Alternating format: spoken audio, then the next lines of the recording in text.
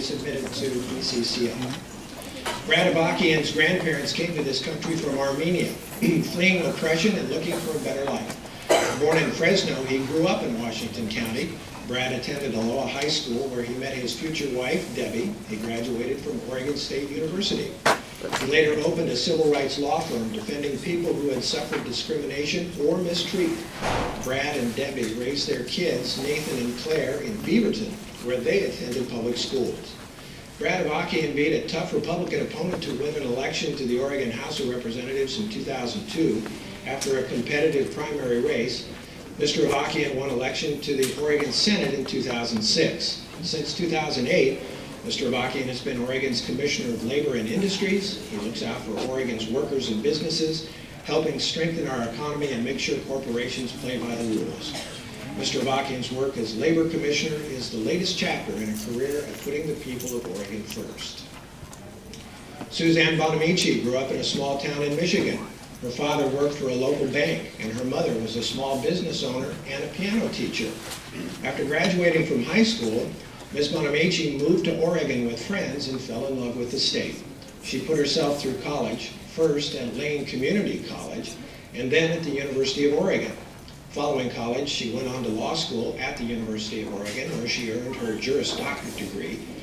She met her husband Michael while living in Washington, D.C., and in 1986 they moved to Washington County. After one term in the Oregon House, her leadership and hard work was recognized and led to her appointment and then election to the Oregon Senate in 2008. She was re-elected for a second term in 2010. Ms. Bonamici's career as a consumer rights attorney and advocate for education has made a difference in people's economic lives. Rob Cornilles has spent his life building careers for others. The company that Mr. Cornilles founded in 1995 in the 1st Congressional District, GameFace Incorporated, has placed more than 500 individuals into jobs and trained more than 30,000 professionals in how to achieve greater success. Mr. Cornilles is a member of the Board of Special Olympics here in Oregon, the Virginia Garcia Memorial Foundation, the Umpqua Bank, Oregon International Air Show, Oregon League of Minority Voters, and Japan America Society of Oregon. Mr. Cornilles and his wife Allison are native Oregonians, raised in Washington and Yamhill counties. They have 3 sons. Mr. Cornilles was the 2010 Republican nominee for the 1st Congressional District. And Jim Greenfield was a government major at Cornell University and received his Juris Doctorate degree from Penn Law School. He practiced law in Philadelphia and in Oregon, where he moved in 1978. Jim also opened several used car dealerships and a financial company. Mr. Greenfield hosted political talk radio shows on several Portland area stations, including KVAN, KUIK, KKJT, KBPN, KBNP, and KOHI, and on 2 syndicated networks. Mr. Greenfield served for 11 years on the board of the Goldsmith Greenfield Foundation and for 6 years as a member of the selection committee for the Goldsmith Prize for Investigative Journalism at the Kennedy School of Government at Harvard University. Mr. Greenfield is the author of a prize-winning screenplay, The Taxman Cometh. He first ran for Congress in Oregon's 1st Congressional District in 2002. He is a successful small businessman with a portfolio of residential and commercial investment properties. Mr. Greenfield and his wife and 5 children live in Tigard. And Brad Witt was born in rural Massachusetts. Hard work and family values were ingrained in Mr. Witt through his family and Boy Scouts. Mr. Witt worked his way through the University of Massachusetts Amherst by working in sawmills. Following the completion of his teaching credentials, Mr. Witt taught a year of high school economics where he was given a class of kids on the verge of failing. Not one of those students failed. He returned to the university to take a year of concentrated studies in economics and graduated with a bachelor's degree in history with a minor in economics. After graduation, Mr. Witt moved to Eugene, Oregon and enrolled in the University of Oregon's Labor and Industrial Relations program. He earned a master's degree in labor and industrial relations. Upon completion of his master's degree, Mr. Witt moved to Clatskanie, Oregon, where he settled on a farm to raise his family. Mr. Witt continues to live in Clatskanie, where he grows hay on his farm In his free time, he enjoys spending time with family and friends, music, hiking, mountain biking, and hunting. And now for the fun part. The candidates each drew numbers prior to tonight's forum so that we could learn who would go first and who would go last and who would go in between. So the order of the opening statement, Mr. Greenfield will go first, Mr. Witt will go second, Mr. Cornilles will be third, Ms. Bonamici will be fourth, and Mr. Avakian will be fifth. So your opening statements, and each will be 1.5 minutes. If you wish to use the lectern, you can do that.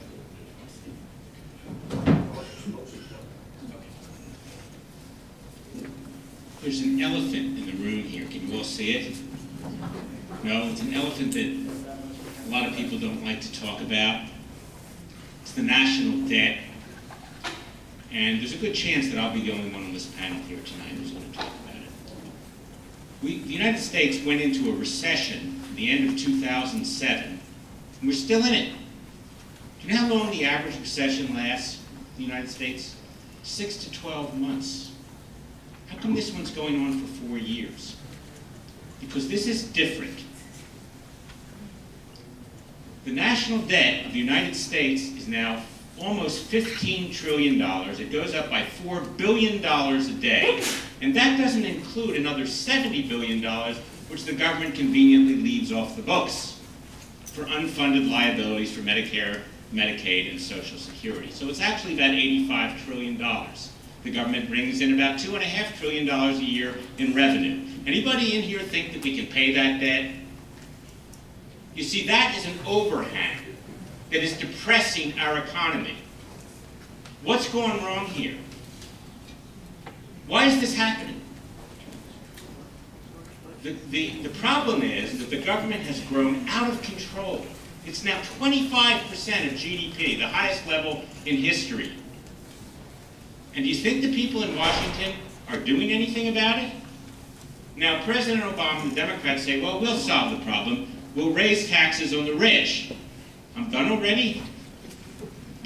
I'll have to explain to you later why that's a very silly idea, because it won't work. Hopefully you'll have the time to do it. Mr. Witt. Good evening, everyone. I'm running for Congress because I believe I have the best solutions to the problems facing our country. As an economist, I know how to create jobs. And as a professional negotiator, I know how to get the job done. Let's get Americans back to work, rebuilding our nation's railroads, bridges, highways, and sewers. Our most vulnerable citizens are being preyed upon. Social Security and Medicare are earned benefits, not entitlements. We can once and for all secure funding for these important safety nets. Everyone should pay their fair share of taxes, including corporations and the wealthiest 1%. And let's face it, corporations are not people. A country as great as ours should offer affordable and accessible health care for everyone. And it's time to end the war in Afghanistan and bring our troops home. I've been out for months talking to folks just like you across the district. You've told me these are the items that are on your top concerns.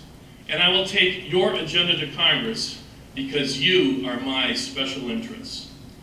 People have been counting on me for decades to be a true champion of the middle class, and that is not going to change when you send me to Washington. Thank you. Thank you. Mr. Cornilles. Good evening, everyone. I will tell you that we have a unique advantage from up here because we get to see you, and it's quite an impressive sight to see this many people gathered in this overcrowded room who are interested in the process.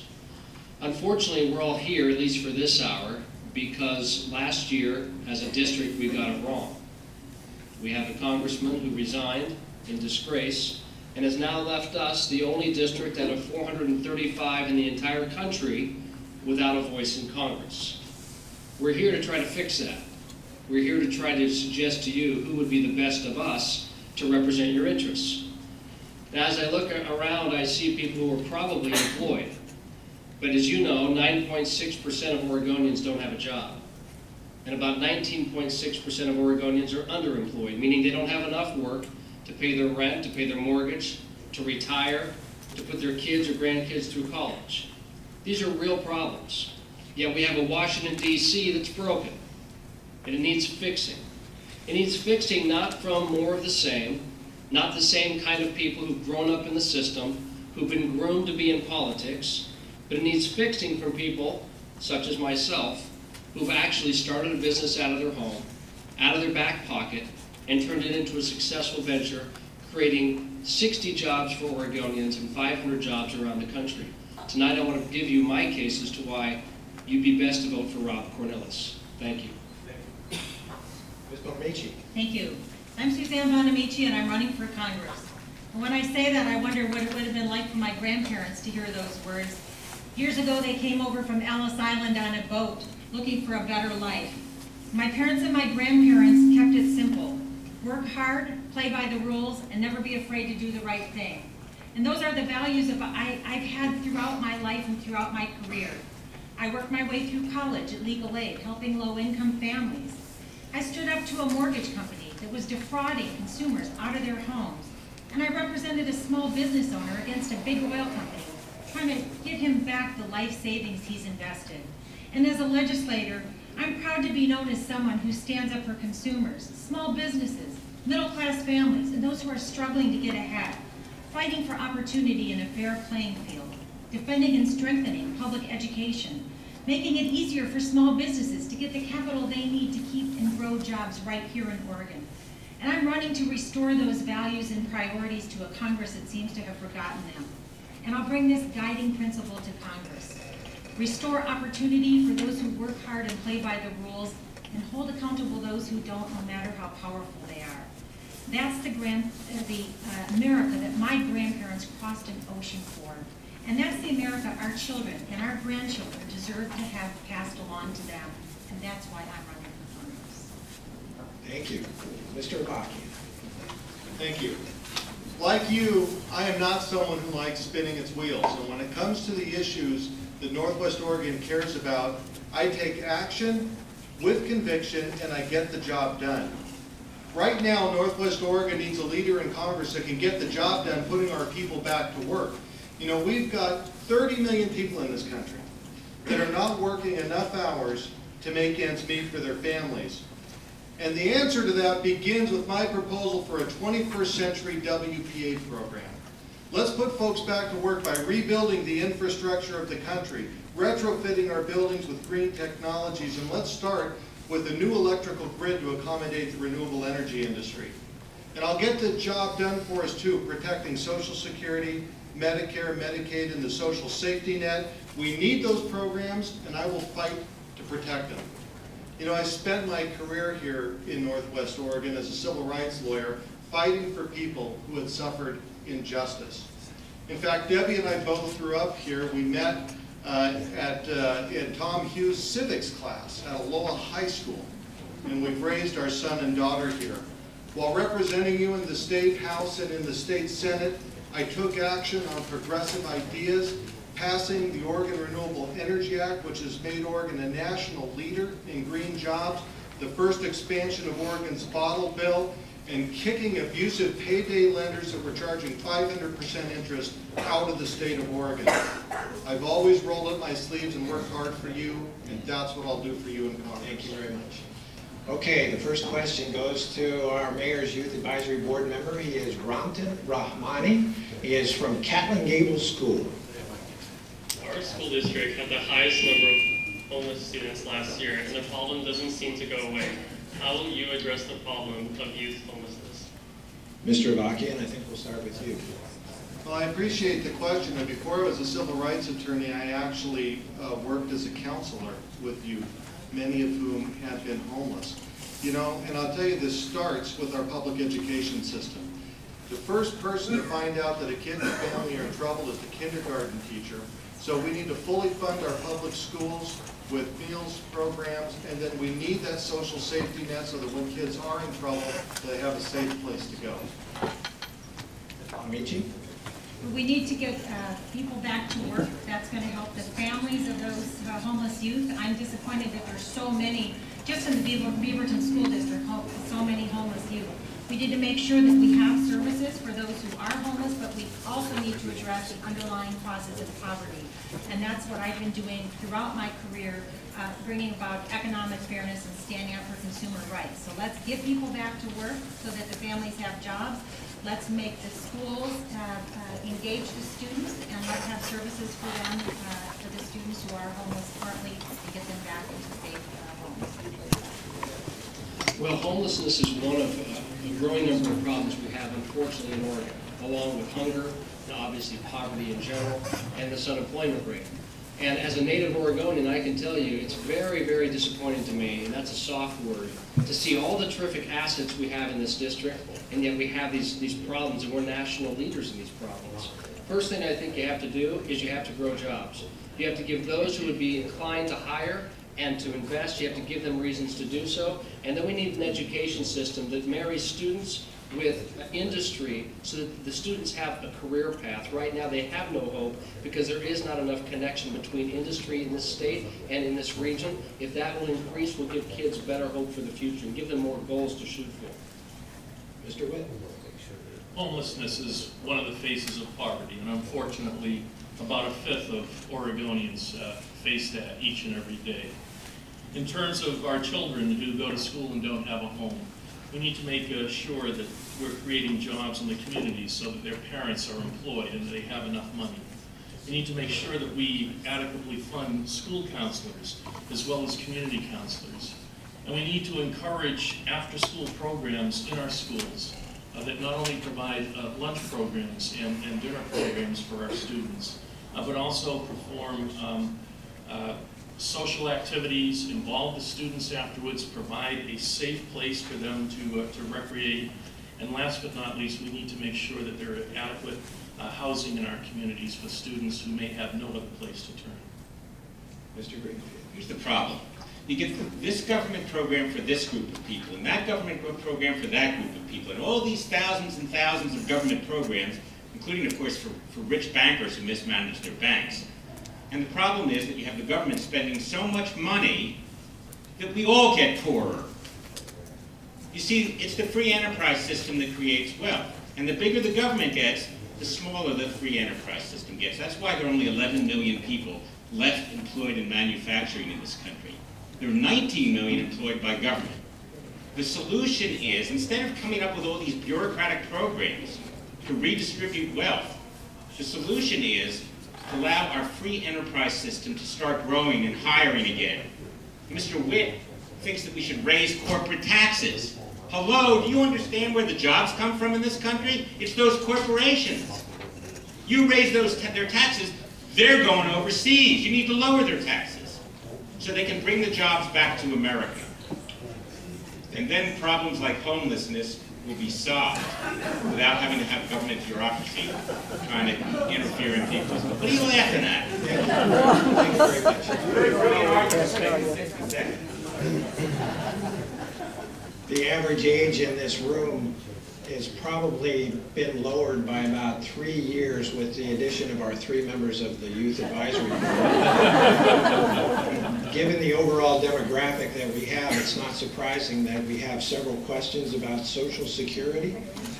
So I'll start with you, Ms. Bonamici. How specifically do you think we should reform Social Security? Do you support the option of private accounts?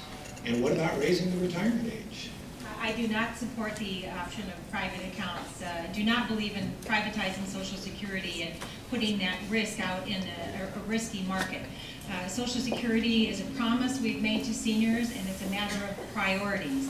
We should start by looking at ending the Bush tax cuts for the wealthiest, reprioritize what we're doing with government, and make sure that we have enough Social Security to keep our promises to our seniors on Social Security, Medicare, and Medicaid. These are programs that are essential for our seniors. They're programs that are earned, and I will fight hard to maintain those. If we absolutely have to, I believe in raising the income cap, and that will solve for many years the problem of Social Security. Mr. Cornilles. I don't believe in the privatization of Social Security. I think our country's had that debate several years ago, and I think we got a resounding answer from the American people. Here's what most concerns me about Social Security, other than the fact that it has to be fixed. Because as Suzanne said, we've made promises to seniors, and I agree those promises need to be kept. Not just for today's seniors, but for future seniors. How do you do that? You make sure that the program is viable in the future. And as I said, here's what disappoints me. Last year, the Bowles-Simpson report came out as commissioned by the President. And in that report, which took 8 months to create, they laid out some very pragmatic and very compromising ideas that we could start a discussion with in Washington, D.C. What happened? Well, essentially that report went in the desk drawer of people in the Oval Office and people in Congress. And so we're still talking about it because solutions haven't been created. Ladies and gentlemen, this is one bipartisan solution that can be put together if we have people to go back to Washington without party loyalty, but rather loyalty to a people to get this thing fixed. I sense that we're close to doing it, but we have to have the right people in place. Mr. Witt. We can make sure that Social Security is solvent and has a solid financial basis out into the future simply by eliminating the earned income cap on income. And by doing so, we make sure that everyone pays his or her fair share into Social Security, and that it's not funded simply by those who earn middle-class incomes or less. This is a program that is open to everyone, and everyone should pay his or her fair share. Mr. Greenfield. Well, the people who have been paying taxes into Social Security throughout their working lives obviously deserve and are entitled to get those benefits, and they should be protected. The question is, what should the options be for younger workers? Now, Social Security for younger workers is a really rotten deal. If you actually analyze the numbers, not for people who are in it now, we're doing okay, the older folks. But for the younger workers, you're going to get a return on they're going to be getting a return equivalent to about 1% to 2% a year for all the money that they pay into Social Security. Because the system is on track to go bankrupt. So I say for the younger people under, say, maybe 55, under 50, younger workers, give them a choice. You want to stay in the government system and get 1% to 2% a year? Fine, you can do that, you have that security. If you would rather take your money and put it into a private retirement account and manage it yourself and see if maybe you can get 7 or 8 or 10% a year return, you should have that choice. I give them a choice. It's called freedom, choice. You folks who are pro-choice probably agree with this. Thank you very much. Mr. Avakian. Well, the answer is no to privatization. Here's what we cannot do with Social Security. We can't politicize it like Congress did with the debt ceiling debate, which wasn't a real crisis, just like Social Security is not a real crisis. We know we've got 27 years before Social Security might be in trouble. Raise the income cap, stabilize over that long period of time, and we have absolutely no problem keeping the promise that we're all talking about. Mr. Cornilles, I'll begin this round of questioning with you, and the question's pretty simple. Do you support reenacting Glass-Steagall? Did you say glass ceiling? Glass-Steagall, it's Steel. steel. Well, it says Steagall here, so I'll take it. Steagall. Glass-Steagall. Are we there? The Glass-Steagall Act. The Glass-Steagall Act. I'm not familiar with that. You don't know what it is. Well, we're going to go in order. I'd like to maintain Well, we'll come back to it. How's that? Mr. Witt. I absolutely favor the reimplementation of Glass-Steagall. It's critically important that investment banks not be gambling with the money that folks place on deposit with our commercial banks across this country. And the fact that gambling took place is in large part due to the financial crisis that our nation finally finds ourselves. And re-implementation of this act is critical to making sure that we do not revisit the tough economic times, again, that we have faced in the immediate past. Mr. Greenfield. Yeah, I don't think Glass-Steagall is going to solve the problem. You know, when the banks when several of our largest banks were on the verge of collapse a few years ago, we kept hearing from Washington, oh, the problem is that there aren't enough regulations. Do you know what the most heavily regulated industry in the United States is? Banking. The regulations didn't solve the problem. More regulations aren't going to solve the problem. And you know, by the same token, the Dodd-Frank, that's just more regulations on the bank. I invest in real estate for a living. You know what is killing the housing market right now? It's Fannie Mae and Freddie Mac, government agencies. They're setting the rules for lending, and they're not letting the banks lend money to folks like you and me. They're making it so difficult to get loans, and then they wonder, well, gee, I wonder why the housing market keeps going down, and why all these young people that the question was about are homeless, because people are losing their homes. They're killing the housing market. The solution is to try to pull the government back, start deregulating, not re-regulating. Mr. Lockyer. Wow. That's how I feel when you talk.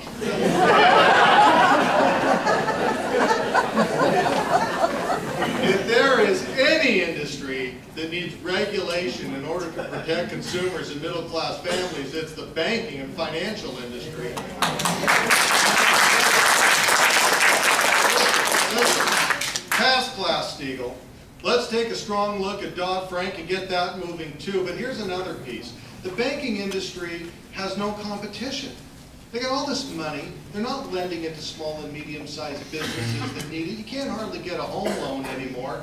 Let's lift the cap on credit unions and let them start lending again and compete with the banks and force the banks into the market again. This is something I've worked on my entire career. Yes, Glass-Steagall should be restored. Absolutely. It was taken away during the deregulation of the financial industry that led to the economic situation we are in now. Strong consumer protection laws are good for business. They're bad for unscrupulous business, but they're good for business. Good consumer protection laws and strong consumer protection laws actually restore consumer confidence. Consumers aren't confident right now because their mortgages were sliced and diced and sold to here and there. And we need to restore Glass-Steagall. We need to implement the Consumer Financial Protection Bureau. I'm looking forward to getting to Congress and working with Senator Elizabeth Warren, who I hope will be representing us. We need strong consumer protection laws. This is something I'm working on and will continue to work on in Congress. And yes, we must make more credit unions able to lend to small businesses. I'll be working on that issue in Congress, which is why the credit unions have endorsed my campaign for Congress. Thank you. Mr. Cornilles, I'll give you 30 seconds. I get a mulligan on this one. I'd like to talk about Dodd-Frank since that's been brought up by all the candidates. Quite simply, Dodd-Frank was about this high, ladies and gentlemen. If you add all the papers that constituted that bill, it's 2,000 plus pages. That's just the law. If you add the regulations on top of that, it's probably 20 times that stack. You tell me how a small business owner in the financial services industry in Oregon can figure out how to be compliant with that new law and still survive in this tough economy. Unless they're armed with terrific lawyers and lobbyists and accountants, that's a business killer. And if it's a business killer, it's a job killer for Oregon. I'm for regulation, but I'm not for unreasonable, onerous regulation. And even Steve Jobs has told the president that's where we're at as a country, and it's costing us jobs.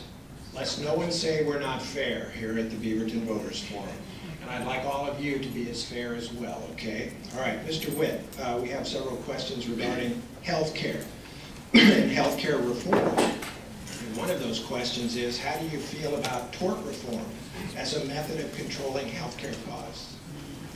In terms of health care reform, what our country really needs is, at a minimum, a public option, so that we can have true competition over health insurance, that it not be just private insurance carriers, but that we also, each and every one of us in the United States, have the opportunity to insure through state or federal government, should we so choose. In that way, through competition, we can assure ourselves that the very best plan with the very best coverage at the very best price for the insurance coverage offered will be the plan that wins out. And I think it's critically important that our federal government mirror what we have in the state of Oregon with healthcare exchanges that provides the very best information to consumers so that they can make informed choices over the purchase of their health insurance coverage. Thank you. Mr. Greenfield. Well, one of the reasons that health insurance has gotten so expensive is because of tort lawyers. I used to be a lawyer, but you know, I was too honest to practice law, so I became a used car dealer instead. Now I'm a politician. But one of the reasons it costs so much to pay for health insurance is the cost of all the tort litigation. So of course tort reform can be part of the solution. I happen to think that a government takeover of the healthcare system is not likely to be real helpful. I mean, as Milton Friedman said, if the government managed the Sahara Desert in 5 years, we'd run out of sand. That's what's going to happen to our healthcare system unless we're able to get rid of this abomination called Obamacare.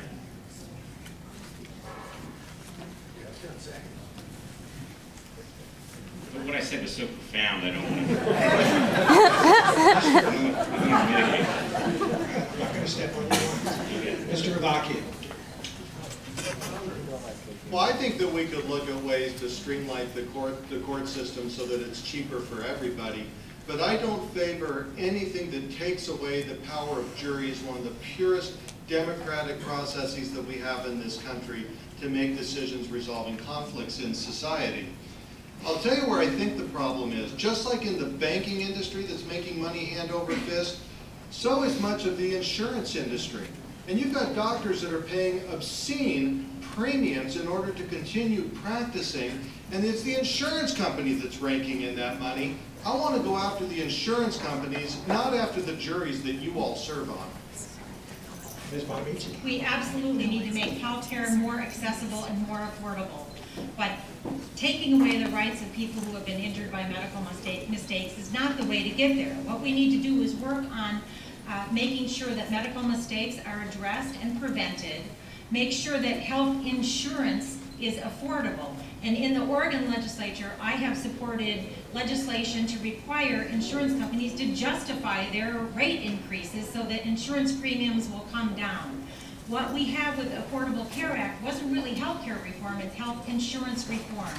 So let's work on reforming health care to make sure that people get preventive primary care, to keep people out of emergency rooms from getting where they should be going to a primary care doctor or a nurse practitioner instead. Lower the cost of health care, eliminate medical mistakes, and then let's talk about where we are in terms of health care reform. Thank you. Mr. Cornilles. I know quite a bit about this subject, being on the board for Virginia Garcia Memorial Foundation. For those of you who are not aware of who they are, here in Washington County we have 6 health clinics, and these are places where people of low income or no income can go to receive health care. They don't receive health insurance, just care. And it saves all of us money when this system is used. Community health centers are all across the country. They've been around for decades. And we'll give you one example of health, the savings that come through these centers. A typical hospital visit, specifically an emergency room visit by an Oregonian right now, will cost $1,900. But through community health centers, which are locally controlled and largely financed by the patients, not entirely financed, but largely financed by the patients, the entire cost of their care for 1 year is $765, ladies and gentlemen. This is a local solution that we ought to be implementing and championing nationally. And this is also where we can find common ground among Democrats and Republicans, not the health care bill that was passed last year, which obviously has not fixed the cost of health care. Appreciate it. All right, Mr. Greenfield, this question will start with you. And we do have a number of questions regarding the economy and jobs. So I picked this one because it's one of the more interesting ones. How can we keep our college-educated offspring in Oregon? Family wage jobs are not being created in this state. We are losing our seed corn. Well, you know, that's more of a state issue than a federal issue, and this is a congressional election, but I think the solution is you have to have a friendly business climate. You know, if you have high taxes on business and they're over-regulated, what are they going to do? they're going to move somewhere else. Just it's the same thing on the national and the state level. They're going to move to other states that are more business friendly. That's why Rick Perry loves to brag about all the jobs that he's created in Texas, because they have a more pro-friendly business climate in Texas. I'm sure Democrats here love hearing this. But it's a fact. And in Oregon, we have a reputation as not being friendly to business. Now, you know, for all the people who love, you know, liberal governmentalism and all these governmental programs and the bureaucracy and the high taxes, where are you going to get the money for all your programs if you're driving the businesses out of the state? Think. Mr. Avakian. Well, I think you got to start with keeping the kids here to go to college. You know, you can go to college in some other states paying out-of-state tuition for darn near what you can pay at an in-state college in Oregon. And there is a role for the federal government in this. Let's increase the Pell Grants that we're giving to our students so that college is more affordable. Let's pass the DREAM Act so that the children of immigrants can go to school for in-state tuition. And let's build partnerships between our higher education system and our local businesses. We have a great partnership that I support between Intel and Portland Community College, the same with Solar World. And I've helped build a partnership between Hampton Lumber affiliates in Tillamook and their local community college and high school, so that young people not only get experience in how you work in a 21st century mill in Oregon, but actually make a connection with an employer that can lead to a living wage job afterwards. To solve this problem, you have to start when the young people are in school. Thank you. Ms. Bonamici. I'll start with K-12 education, which for the past several years since No Child Left Behind has been focused too much on standardized testing and not enough on creative critical thinking. Let's get rid of the overemphasis on standardized testing so we have more arts, music, that will turn out creative critical thinkers who will be the innovators of tomorrow. We have a lot of creative people moving to Oregon. This is a great place for young creative people. We need to support them and support industries and entrepreneurs who want to be the innovators and the small business people of tomorrow. I've worked on these issues in the Oregon legislature. We'll continue to work on them in Congress. Improving our system of education. Let's stop labeling schools as failing. Let's make college more affordable. And let's make sure that we have the capital for small businesses and entrepreneurs who want to live in this great, beautiful state and start a small business. I'll be working on that in Congress just as I have in the Oregon legislature. Thank you. Mr. Cornilles. Oregon has to be a place where kids don't come just to retire. It's got to be a place where kids come to prosper. And we have a reputation right now of being a place where there isn't much opportunity. And ladies and gentlemen, I agree with what was just said. But we need entrepreneurs who also hold elected office, who think like entrepreneurs think, who know what entrepreneurs need to invest and risk in this state. And one thing that I've done over the last year is I have been advocating to look at our assets here in the 1st District, and one of those is the creative community, your kids and grandkids, who want to be involved in media creation, whether it be for their phones or video, television, what have you. And I've suggested that using the assets we have right here in Portland, we could blow up that industry and create essentially the largest soundstage in the world right here in Portland using Veterans Memorial Coliseum. A better purpose for that space that would lead to multiple thousands of jobs over the next 10 years and would invite private investment dollars into our community. We can't put policymakers constantly into Congress. We need to put people in Congress who think how job creators think, who can advocate for your ideas and innovation. Mr. Wynn. Ladies and gentlemen, the way we keep our students here in Oregon is to make sure that when they get out of school, they have the opportunity for rewarding careers. If we were to invest in our nation's most important economic sectors, their infrastructure, in energy transmission and generation, by the end of the decade, our nation could have the smartest grid of any nation in the world. If we invested in transportation, we make sure that our economy has a solid basis upon which to travel forward on. And if we invested in communications, we could make sure that every single community across this nation has access to high-speed internet and to join the rest of the business community in jobs creation. By investing now, the end of the decade, we could have the world's most modern and efficient infrastructure anywhere, and I would use the Bush tax cuts, end them now, and begin that investment now, so that by the end of the decade, we would be on course to have the most prosperous economy of any nation. Thank you very much. Okay, now we've been bipartisan. Now we're going to go into the primaries here, and we're going to ask the Republicans to ask each other a question and the Democrats to ask one another a question. So let's begin with the Republicans, because there are two of them, and that makes my job a little easier. Mr. Greenfield or Mr. Cornelius, which one of you would like to ask the first question of your opponent? Go ahead. Thank you. A few weeks ago in one of these forums, I was taken to task by Mr. Greenfield because I announced that we have 18 mayors in this district that have already come out and endorsed me. And these mayors are Republican, Democrat, and Independent. Now, Jim, you scoffed at that, and you suggested that no Republican should ever claim that a Democrat endorses him, and you said we'd never hear that from you. My question is, in a district which is more Democrat than Republican, how do you ever suppose that you can govern and be a leader in this district if you cannot get Democrats to support you when you are in the minority party? Well, I didn't say no Republican should ever claim to be endorsed by a Democrat. I just was pointing out to Republican voters that Rob was getting endorsed by a lot of Democratic mayors because he's pretty liberal for a Republican, and I'm not. So I thought the Republican voters would kind of like that. Talk about leading with your chin there, Rob. Anyway, I guess my problem is that, Rob's approach has been he's talked a lot about compromising with and collaborating with Democrats in Congress. And I'm feeling like, I don't want to go there and collaborate with Harry Reid and Nancy Pelosi. They're the people who created this disaster. I feel like, okay, calm down. Democrats here.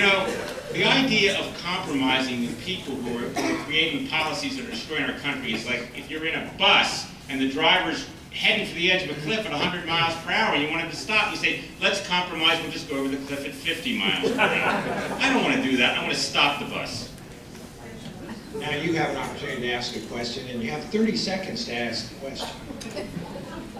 Okay, Rob, you have repeatedly refused my requests that you sign the pledge not to raise taxes, a pledge with... Stop the groaning, people. This is rude. Excuse me. Thank you. Can I start over? I'll give you an extra 10 seconds. I've repeatedly asked you to sign the pledge to repeal Obamacare, which every single Republican in the country supports, repealing Obamacare, and the pledge not to raise taxes, which almost every Republican in Congress has signed, and you keep refusing. So here's my question for you. If you want to agree to sign those pledges, will you agree that if we get a Republican in the White House, which we're going to, who will sign a bill to repeal Obamacare, will you vote for that bill? Because your excuse was that Obama would veto, but if we have a Republican in the White House, will you sign it? And will you at least promise not to raise taxes? Yes, sir. So for those of you who haven't been a part of these lovely discussions, Very friendly. the Republicans already repealed Obamacare, and it's doing nothing to help fix the healthcare problem in our country. So, I chastise the Republican Party for wasting a whole year working on a repeal for something that could never get through the Senate and certainly wouldn't get through a presidential signature. And so what's been happening in the meantime? Your premiums have been going up. Your co-payments have been going up.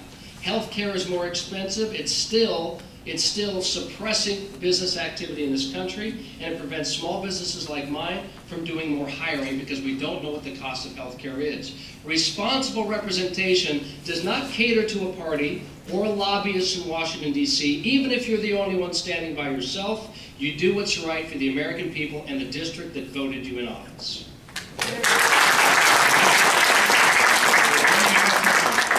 Mr. Witt, I'm going to let you have the first question for one of your opponents tonight. Commissioner Avakian, is there any sense of a conflict of interest when you take campaign contributions from the very contractors that you regulate as labor commissioner? Well, I guess this is where the politics begin. The answer is, of course, there's not a conflict of interest, Brad. Folks get contributions from a lot of people. I have built strong relationships both with Oregon's labor unions and with the people that provide the jobs, Oregon's contractors. And I have an open door at the Bureau of Labor and Industries to all comers, and in my campaign have built relationships both with the people that perform the work and the people that provide the jobs. And those open doors and those strong relationships are the reason that folks contribute to my campaign. I might add 81% of the money that I've raised in my campaign has not come from special interest groups outside the state, but from businesses and business owners and individuals that live right here in Oregon. There's no conflict of interest. It's just a representation of the kind of strong relationships that I've built in this community. Ms. Bonamici, you have a question. Thank you. Now, I can only ask a question to one of the Democrats? One of your Democrats. Darn. Let's meet afterwards. So, Commissioner Bakian, at the City Club, you asked me if I had any hidden talents that I hadn't revealed to the public. I was going to ask it again tonight. You're going to steal it. So, I heard a rumor, and I've actually heard you say that you tap dance, and I wondered if that's something that you've ever done in public, and if so, is that going to be part of your campaign? And what you're really asking is if I will admit to it in public that I did. Listen, this may be very hard to believe, but I have tap danced on the Schnitzer Auditorium's main stage. Not well. My son and daughter are terrific dancers, and when they were younger, I actually did a couple parent routines with my kids on the Schnitz. Nobody is supposed to know about that, Suzanne, so I really appreciate you bringing it up on cable TV. No, it will not be a part of the campaign. Thank you. Well, now it's your turn to ask a question. Well, thank you. Actually, at the City Club debate, I did ask Suzanne if there was anything that the public didn't know about her that she might want to share. Now, for me, now that the tap dancing is out, you might want to know I was a clarinet player. The worst clarinet player in my school band. There was not a chair down the row far enough for me. But Brad Witt, you did not get a chance to answer that question in the last debate when I asked it, so could you come up with something that the folks watching on TV in the audience don't know about you that you might want to share? Let me see here. I guess the most memorable place that I ever did a dance was on top of the Red Sox dugout. Well, with that, we're going to come to our closing statements. And again, we drew numbers for those. And Mr. Greenfield, you get the honor of going first. Did you notice that when I asked Rob a question about repealing Obamacare, he didn't say that he would vote to repeal it even with a Republican president, which I think means, and I know Rob is becoming very popular with the Democrats in this audience, which apparently is most of you, but if he goes to Congress and doesn't vote to repeal Obamacare, he will be the only Republican in Congress who doesn't vote to repeal Obamacare. So I think Republican voters might want to know this. The Democrats, they're even worse. You know, they kept talking over and over using this phrase about making the rich pay their fair share of the taxes. How many of you want the rich to pay their fair share of the taxes? Can I see by a show of hands? Almost everybody. So I gather then that all of you are in favor of lowering taxes on the rich. I hate to break it to you, the Democrats don't tell you this, but you see the rich pay at twice the rate that middle-class people. The average person that Obama wants to have put the surtax on is paying at 29, that's people who make over $1 million a year, are paying an income tax rate of 29% of their income. You're shaking your head. Associated Press, the story came out 2 weeks ago, look it up. Average middle-income person, 15%. 29%, 15%. You're going to have to lower their taxes if you want them to pay their fair share. And by the way, you see, rich people tend to be pretty smart. And you know what happens if you raise their tax rates? They don't pay it. The government's not going to get any money out of the deal. You can't balance the budget by raising the tax. Thank you very much. Appreciate your participation tonight, genuinely. Mr. Cornilles, a minute and a half. Thank you. Ladies and gentlemen, what you're hearing to my right is not Oregon Republicanism. What you're hearing to my right is extreme talk. It's yelling and shouting and telling people that they're not as smart as he is. I apologize for that, because I grew up in Oregon watching Mark Hatfield. I watched Bob Hackwood and how he handled our tax situation.